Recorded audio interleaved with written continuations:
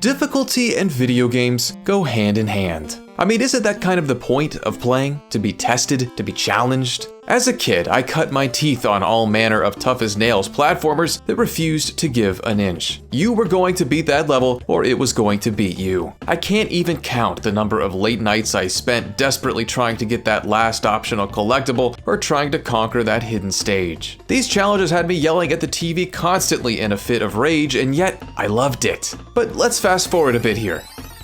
I'm now almost 30, and I think I'm tired of hard games.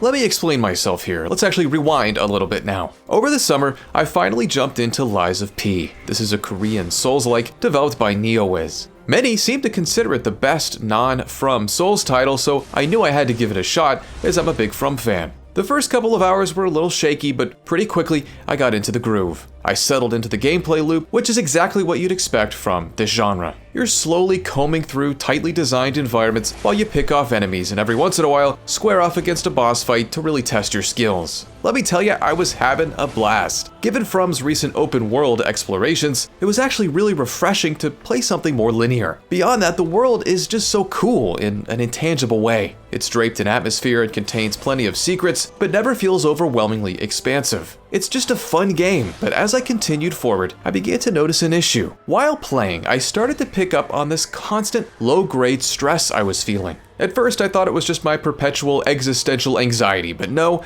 that wasn't it. It was quiet at first, but as I progressed deeper into an area, it got louder, reaching a fever pitch when I arrived at a boss. Once I overcame, I'd feel a lot better, but the cycle would just reset.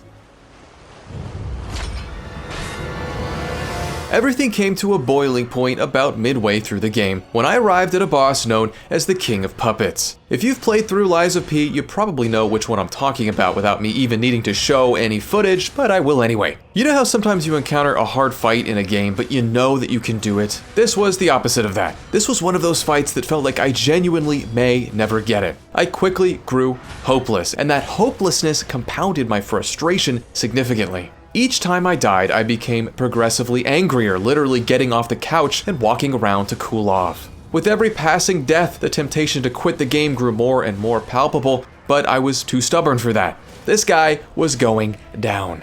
Finally, after God knows how many attempts, I slayed the dragon. The King of Puppets was dead. For the remainder of the evening, I basked in the euphoria of my victory until later that night I was hit with a sobering realization. The game wasn't even over yet. The thought of continuing forward shifted away from excitement to something more like dread. I was enjoying Lies of P, there was no question about that. I didn't feel stressed about playing more because I wasn't having fun. I was stressed because I didn't want to punch my couch anymore. The concept of reward versus relief is one I've discussed previously, but it applies perfectly here. Initially, defeating a boss was rewarding. I got my dopamine rush and I was ready to see what challenge awaited me next. After killing the King of Puppets, I just felt relief. Exhausted gratitude that I'd never have to do that fight again, that was quickly replaced with fear that the next boss was going to make me even angrier. After a couple of days off, I sat back down to give Lies of P another shot, but when I booted the game back up, I was surprised to find that it had difficulty levels. Where did these come from? I thought maybe I'd done something to unlock them, but it just turned out that I'd happened to be playing through the game right when they patched them in. For a moment, I sat and pondered. I couldn't lower the difficulty, could I? Wouldn't I be cheating myself? Aren't I supposed to get good? I don't think so. I bumped the difficulty down and pressed onward. The shift was immediate. Unsurprisingly, combat was easier now, but not excessively so. Enemies were still putting up a fight, especially bosses, but everything just felt more manageable. Ultimately, what mattered is that the feeling of stress I'd been dealing with was gone. Now I had flexibility in terms of how difficult I wanted this experience to be, and that made all the difference. This all raises a question though. Why didn't I want to lower the difficulty? Why was I averse to giving myself an easier time? Well, like I said, back in the day, you generally didn't have a choice. You were beating this game or it was beating you. That was the deal, and the simplicity bred gamers that were, for lack of a better word, determined.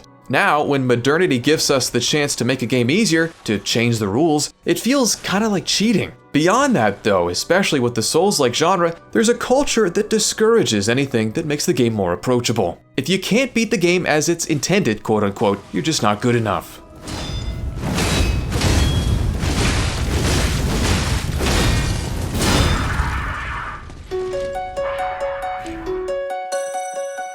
So, how can developers go about changing this mentality beyond just providing difficulty settings? Well, another game I recently played, Sea of Stars, may just have an answer. If you're unfamiliar, Sea of Stars is a modern love letter to classic 16-bit JRPGs. It's got the engaging turn-based battles, coming-of-age story with lovable characters, and a fantastical world just waiting to be explored.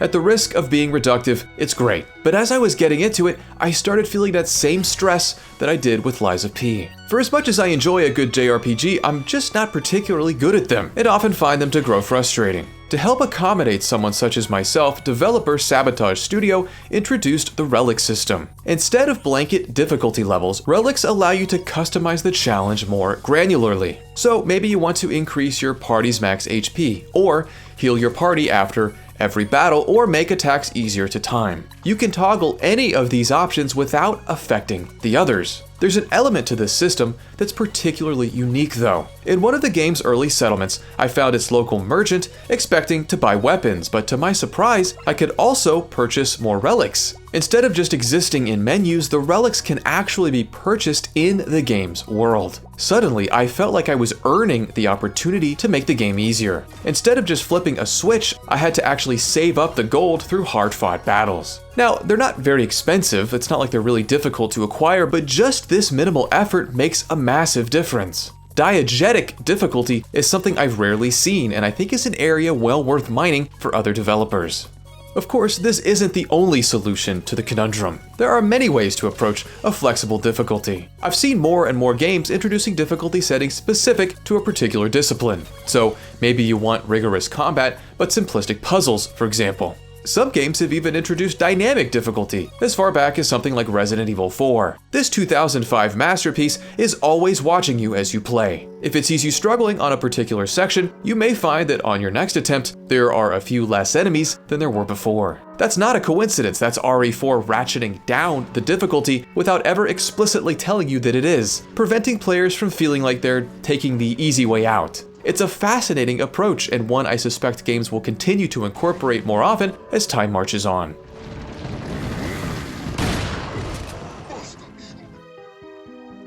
Despite all of this, there's still a pervasive cynicism around making a game easier.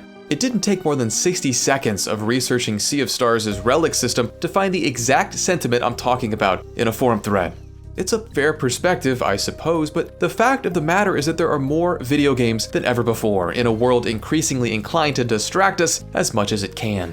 If I want to make a game easier for myself, so be it. I just don't have the time that I used to as a kid to continue trying something ad nauseum until I get it. Now, there are certain genres where I crave challenge, like survival horror. Kick my ass, survival horror, but I don't feel that way about every genre, and that's okay. I still enjoy those genres, but I don't necessarily want them to push me as hard as others. Don't get me wrong, there's something incredibly pure about duking it out with some insane platformer until you've grabbed that flagpole. Learning and overcoming is immensely satisfying and a key component of video games, but the fact remains that I likely wouldn't have pushed myself to finish Lies of P or Sea of Stars if they didn't afford difficulty flexibility. I'll always crave rigorous moments and experiences from time to time, but maybe that retro brutality is as much design antiquation as it is a design decision. Ultimately, the more difficulty and accessibility options games introduce, the more people can play and enjoy them. For my money, that's the ultimate win. Just press start and have fun.